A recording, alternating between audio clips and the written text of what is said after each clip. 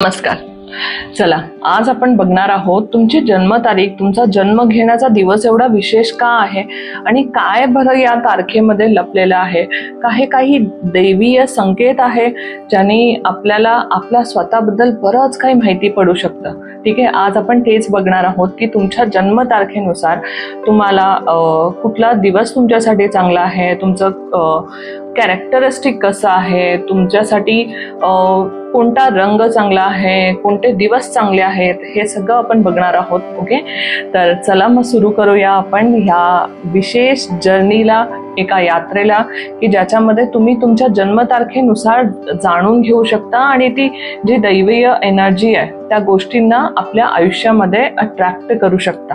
चला, आज आपण बोलणार आहोत नंबर 3 बद्दल. कोण असतात नंबर 3 वाले? ज्यांचाही जन्म कुठल्याही महिन्याच्या 3 तारखेला, 12 तारखेला, 21 तारखेला किंवा 30 तारखेला झालाय, ती लोक नंबर 3 असे म्हटले जातात. त्यांचा रुलिंग नंबर 3 असतो आणि त्यांना जे ग्रह असतात, त्यांचे जे ग्रह असतात ते असतात ज्युपिटर. ओके, तर हे लोक पण गुरु, तर गुरुप्रधान लोक असतात ही कुठेतरी. आणि असं बघितलं जातं, असं म्हटलं जातं, शक्यता खूप जास्त आहे ह्यांची की हे लोक ना खूप ज्ञानी असतात, खूप इंटेलिजंट, खूप नॉलेजेबल आणि खूप जास्त विस्डम वाली असं म्हणतो ना आपण, तशा टाईपची असतात ही लोक. कम्युनिकेशन यांचं खूप चांगलं असतं. They are very good manipulative. कोणती गोष्ट कुणाला समजून सांगायची असेल ना, हे खूप चांगल्या पद्धतीने सांगू शकतात. इनफॅक्ट त्यांचं असं असतं नेचर की ना, त्यांना जाऊन सांगायचं आहे, सगळ्यांना समजवायचं आहे, अंडरस्टँड करून द्यायचं आहे. अरे हे असं नाही असं करायला पाहिजे, हे असं नाही असं करायला पाहिजे. आणि हे लोक ना एक खोजी असतात. ओके, अभ्यास करत असतात सारखा. ह्यांचं असं असतं की त्यांना ना प्रत्येक गोष्टीवरती बोलायला यायला पाहिजे. ठीक आहे, त्यांना प्रत्येक गोष्टीचं नॉलेज पाहिजे, प्रत्येक गोष्टीचं ज्ञान असायला पाहिजे आणि ह्यांना जे माहिती झालं ना ते पटकन लोकांना जाऊन सांगायचं असतं. ठीक आहे, त्यामुळे मग असं बघितलं जातं लोकांचं की अशा लोकांचं, 3 नंबर वाल्यांचं, की हे लोकांना नेहमी जाऊन लोकांना ऍडवाइस करतात, सांगत असतात, अरे हे करा, अरे हे करा, हे चांगलंय, हे नाहीये, अशा टाईपचं कुठेतरी बघितलं जातं ह्यांच्या आयुष्यामध्ये. बघा, ही लोक असं बघितलं जातं शक्यतो की थोडेसे ना डिमांडिंग असतात, थोडेसे सेफ चालायला ह्यांना आवडतं.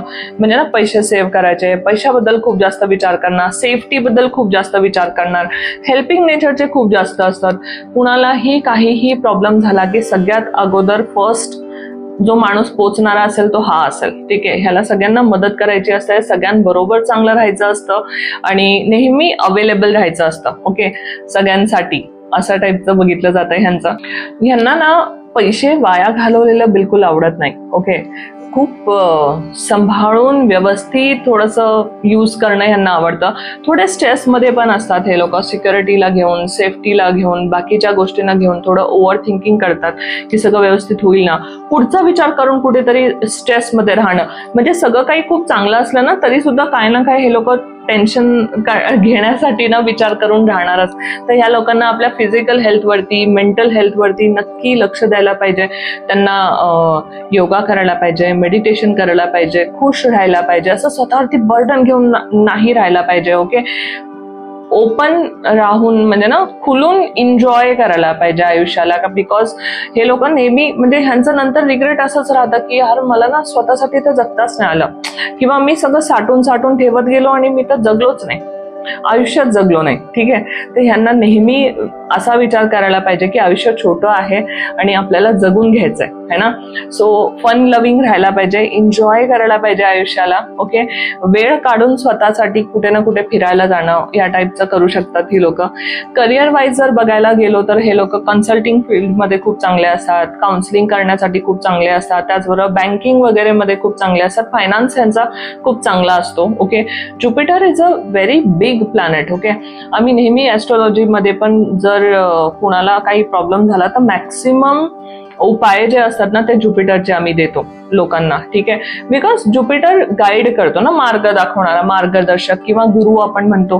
तर ही लोक कुठे ना कुठे असेच असतात, पण ही लोक स्वतःचा मार्ग डिसाईड करायला थोडं कन्फ्यूज होतात. ओके, तर मग शक्यता आम्ही असं पण म्हणतो लोकांना की तुम्ही ना नेहमी ऍडवाइस घेत जावा कुणाचा.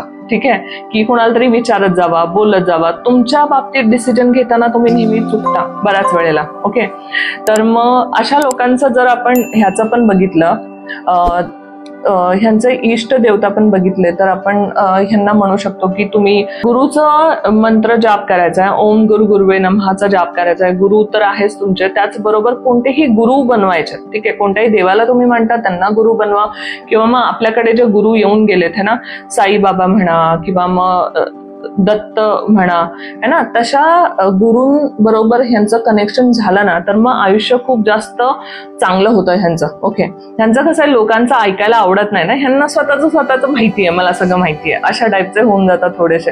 तर एखादा गुरु बनवला ना ह्यांनी की ह्यांचं आयुष्य खूप सुरळीत होतं. म्हणजे ओव्हर थिंकिंग आणि स्ट्रेस जे होत आहे ना त्या गोष्टी कमी होतात.